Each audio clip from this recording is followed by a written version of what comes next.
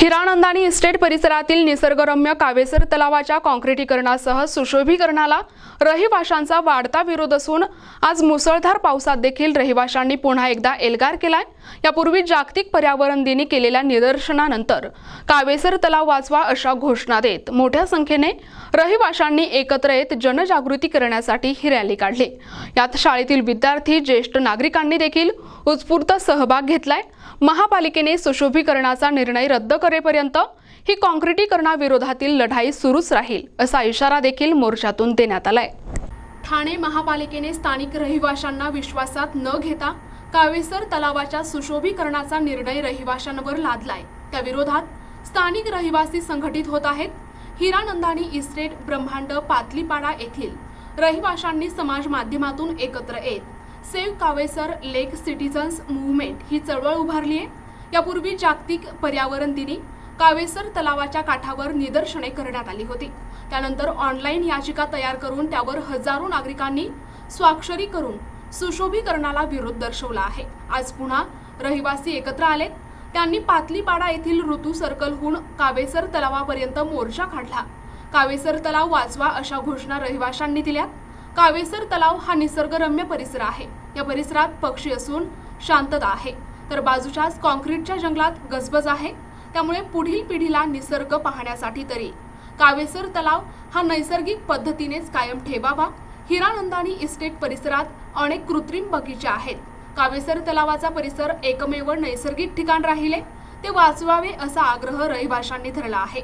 एका ज्येष्ठ नागरिक महिलेने आम्हाला काँक्रीट रस्त्याऐवजी मातीतून चालणे आवडते, त्यामुळे काँक्रीट मार्गाचा आग्रह धरू नये, निसर्गाप्रमाणेच तलावांची जोपासना करावी अशी प्रतिक्रिया नोंदवून सुशोभीकरणाचा निर्णय रद्द करण्याची मागणी केली आहे। हे बघा, इकडे तुम्हाला दिसतंय काँक्रीट जंगल झालेलं आहे। इथे एक आमची छोटीशी एक कावेसर लेक जी जागा आहे ती उरलेली आहे, ती एवढी सुंदर आहे। तुम्हाला का त्याला काय करायची जरूर आहे? ब्युटिफिकेशन तुम्ही कुठे करता? जिकडे जरूर असते, जिकडे काय घाण असते तिथे करता। इतकी सुंदर जागा आहे, त्याला काय कॉन्क्रिटायझेशन, ब्युटिफिकेशन काय करायची जरूर आहे? बाकी इकडे हिरानंदानीमध्ये खूप गार्डन आहे, तुम्ही तिथे बसू शकता, तुम्ही खूप काय काय वॉक करू शकता, किती काय करायला सोय आहे। ही एकच आहे गार्डन जिकडे नैसर्गाची तुम्ही सगळे सुख भोगू शकता। तर कशाला तुम्हाला पाहिजे आणखीन काय करायची तिथे? ही सुंदर गोष्टी जी देवानी निर्माण केली आहे, जसं हिमालय पर्वत असो किंवा व्हॅली ऑफ फ्लावर्स असो, ते का आपण जास्त सुंदर करू शकतो का? अजिबात नाही। जे बॅलन्स आहे इकडे, छोट्या छोट्या प्राण्यांचे, किडे, झाडं, आणि जी झाडं पण आहे ती नेचर म्हणजे नैसर्गाची झाडं आहेत, त्यांना आपण बदलू शकत नाही। आपली मुलं आपल्या मुलांना तिकडे जाऊन हे काय, हे फूल कुठलं आहे, हा किडा कुठला आहे, हे पक्षी कुठले आहेत, हे मासे कुठले आहेत, हे बघायला इथे एकही जागा राहिलेली नाही आहे। आपल्या मनाच्या शांतीसाठी जर कुठे शांतपणे जाऊन बसायचं झालं तर मनाच्या शांतीसाठी बसायला आपल्याकडे जागा राहिली नाही आहे। सगळीकडे काँक्रीट जंगल आहे। ही छोटीशी जागा आहे आपली, ती आपण सोडावी।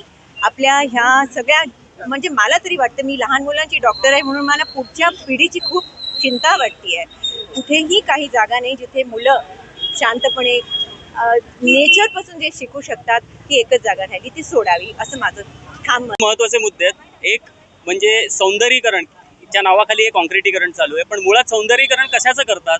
जी जागा खराब असते, वाईट असते, घाणेरडी असते, जिथे डेब्री पडलेली असते, त्याचं सौंदर्यीकरण करता येते। जे निसर्गाने इतकं सुंदर ऑलरेडी बनवलंय त्याचं अजून सौंदर्यीकरण करण्या माणसाने म्हणणं म्हणजे हा माणसाचा अहंकार म्हणायला पाहिजे। हा मुद्दा पहिला। दुसरा मुद्दा आहे प्राथमिकता, की ठाण्यासारख्या शहरामध्ये इतक्या महत्त्वाच्या मोठ्या समस्या असताना सौंदर्यीकरणाच्या नावाने काँक्रिटायझेशनवर हा जो खर्च केला जातो तो अतिशय चांगल्या कामासाठी वापरता येऊ शकतो। नाले तुंबलेत, कचरा आहे, आरोग्याच्या समस्या आहेत, असे वेगवेगळे मुद्दे असताना हे फक्त कारण मला आता राजकीय कुठला पॉईंट नाही मांडायचा आहे, पण हे तलाव वाचवण्याचा हा नागरिक यासाठी जमलेले आहेत आणि तो तलाव वाचवायचा आहे आम्हाला।